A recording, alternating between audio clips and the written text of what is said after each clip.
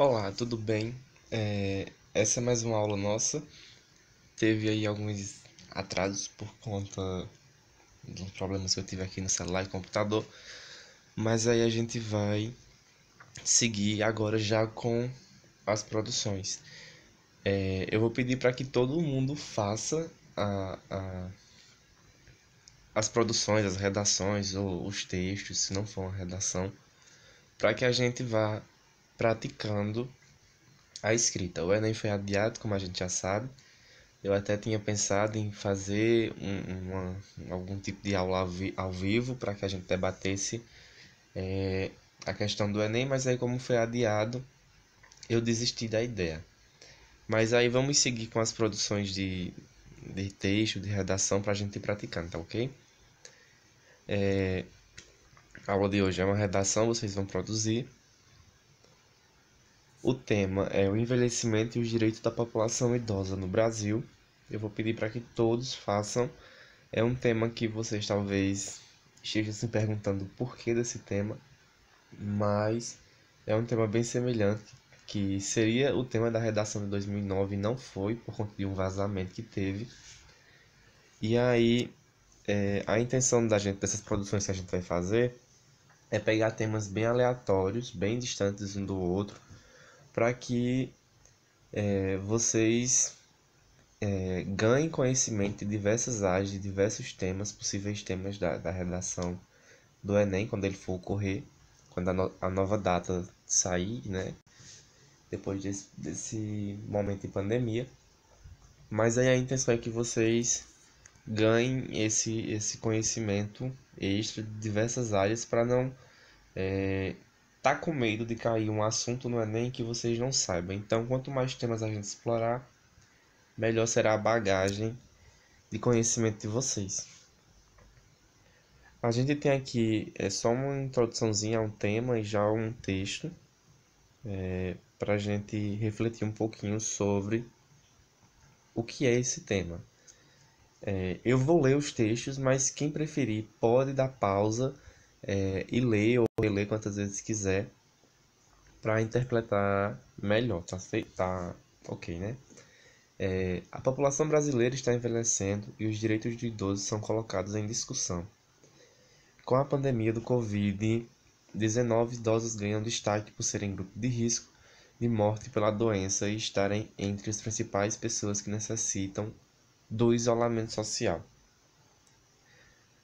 Eu acho que está clara a ideia desse primeiro texto, a questão do Covid, da questão do grupo social de idosos, que praticamente estão isolados, sem poder sair de casa, ou praticamente deveriam estar, né? Aqui em Patos a gente sabe que não está bem assim. Aqui o Mercado Livre é cheio de idoso, mas deveriam estar assim nas grandes capitais, estar assim com idosos isolados, porque há uma preocupação maior em protegê-los do vírus.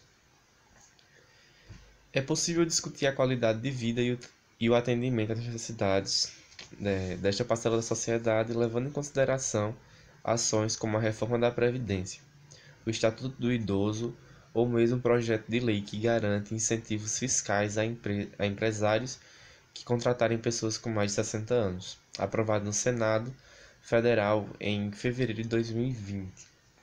Ou seja, aqui nesse texto tem uma ideia bacana que é a questão desses incentivos fiscais a empresários que contratam, né, pessoas a mais de 60 anos. É uma lei que foi aprovada recentemente, agora já esse ano, mas quais são os impactos que essa lei causa? Causa que essas pessoas com mais de 60 anos sejam inseridas novamente na sociedade. A gente sabe que tem um certo tipo de preconceito quando as pessoas fazem 60 anos, elas começam a ser excluídas da sociedade, elas passam mais tempo em casa, não tem muito o que fazer, se sentem, em tese, assim, excluídos por conta que eles não têm mais uma obrigação, uma tarefa, uma atividade diária, ou seja, eles passam mais tempo em casa por não ter o que fazer. E aí essa lei que garante incentivos fiscais ela incentiva os empresários a estar contratando pessoas com mais de 60 anos para fazer algum tipo de atividade dentro da empresa ou dentro do ambiente de trabalho que vai ajudar essa pessoa a se manter inserida na sociedade, a se manter ativa, a se manter trabalhando, a se manter com amizades, enfim. É um tipo de incentivo que ajuda tanto a saúde física quanto psicológica da pessoa idosa. Aí aqui a gente tem um texto 1, que já é um texto para vocês refletirem um pouquinho sobre essa questão idosa. E aí vocês já vão inserir o pensamento de vocês de como é que está a, a situação desses idosos nesse momento de quarentena, quando a gente pensa por esse outro lado, o lado dos maus tratos que o idoso sofre aqui dentro do território brasileiro. Maus tratos contra idosos no Brasil têm números impressionantes. Negligência, violência psicológica e o teor da maior parte é o teor da maior parte das denúncias. Delegacia em Goiás atende de 10 a 15 casos por dia. Além das mulheres, um outro grupo bastante vulnerável é a dos idosos. E a ONU, a Organização das Nações Unidas, escolheu o dia 15/6, hoje, mas não é hoje, tá? Como Dia Internacional de Enfrentamento à Violência contra a Pessoa Idosa. O Hora 1 apresenta os números do Ministério da Justiça e da Cidadania sobre a violência de direitos desta parcela da população. 77% das denúncias são por negligência, 51% por violência psicológica, 38% por abuso financeiro e econômico ou violência patrimonial, 26% por violência física e maus tratos. Ou seja, aqui a gente tem os dados em porcentagem desse tipo de violência e dos tipos de violência que os idosos sofrem.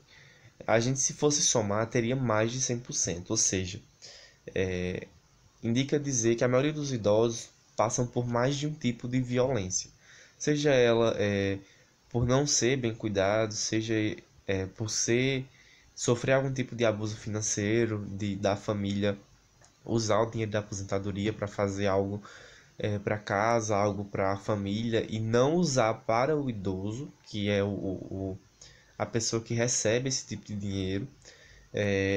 E aí, muitas vezes, vai acarretar uma violência psicológica, uma violência física, maus tratos nesse idoso. E aí, a gente até poderia usar essas porcentagens dentro do nosso próprio texto. É um tipo de pensamento que vocês têm que ter, aprender a ler os textos e a pegar dados desse texto. Se eu poderia usar na minha redação essas porcentagens? Poderia. Por quê? Porque a gente tem aqui a fonte, o Hora 1 apresentou, né, os dados, mas a fonte, os dados eles vêm de onde?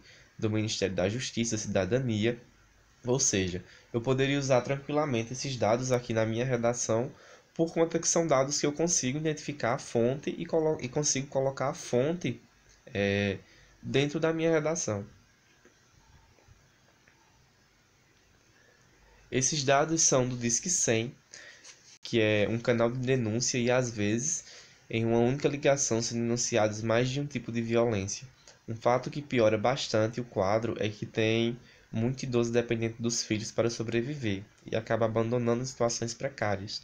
Às vezes, contando só com a solidariedade dos vizinhos, a delegacia de Anápolis, Goiás, registra de 10 a 15 casos assim todos os dias.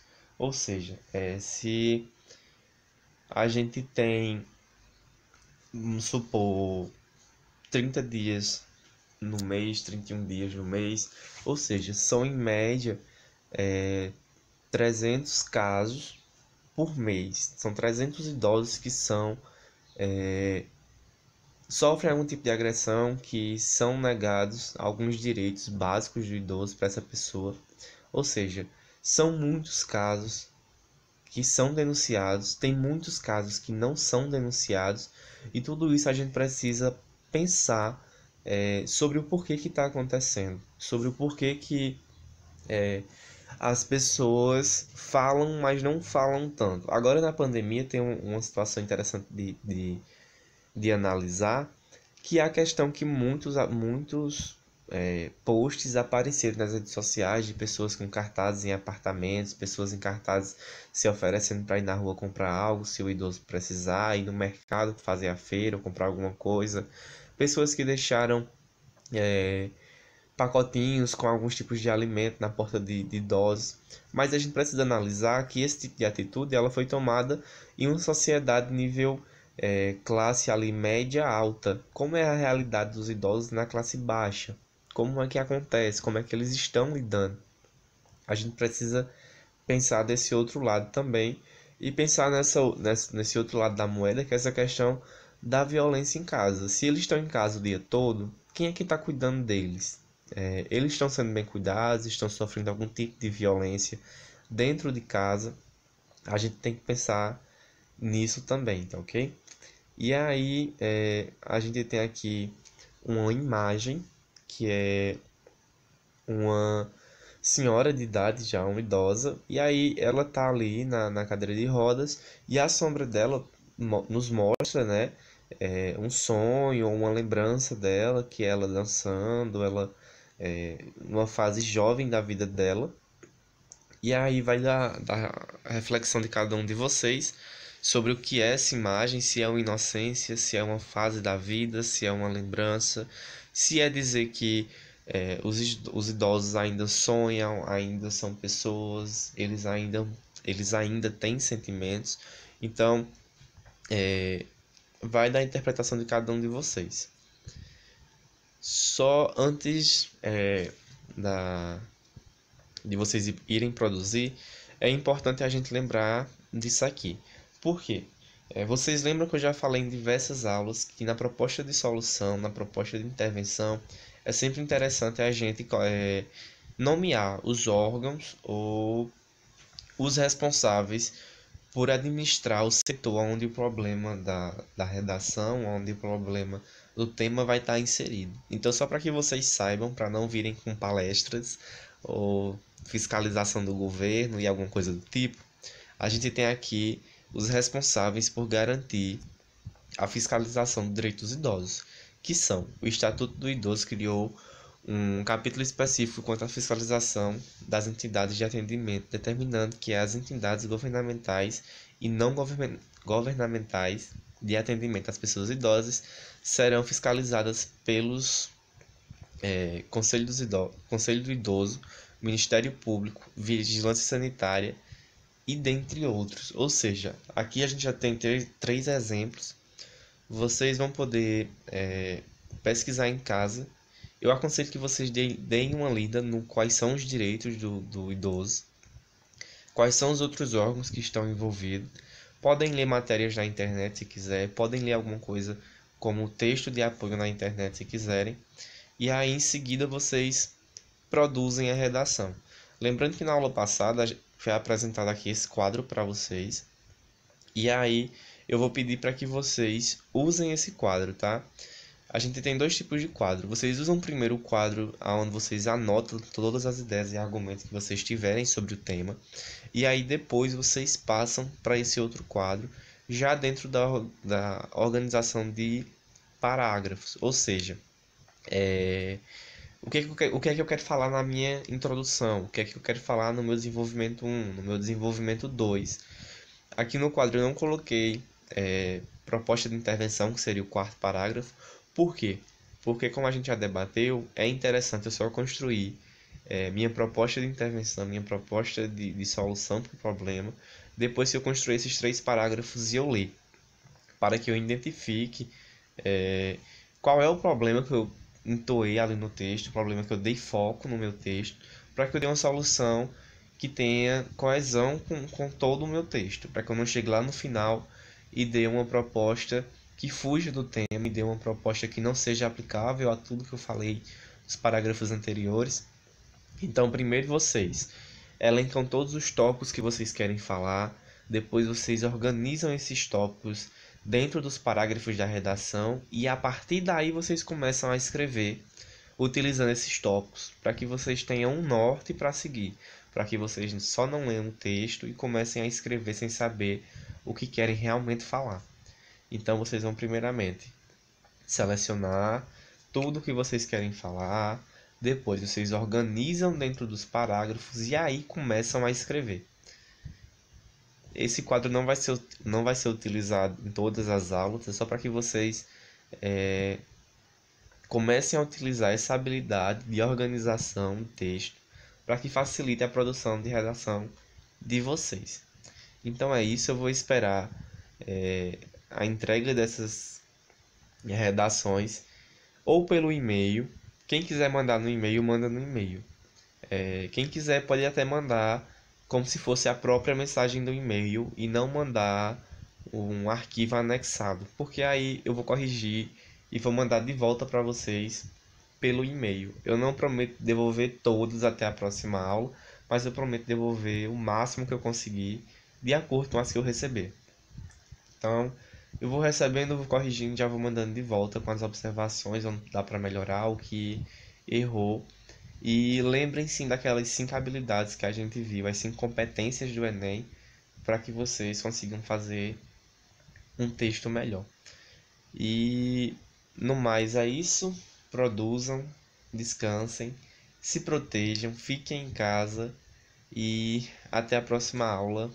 E é isso.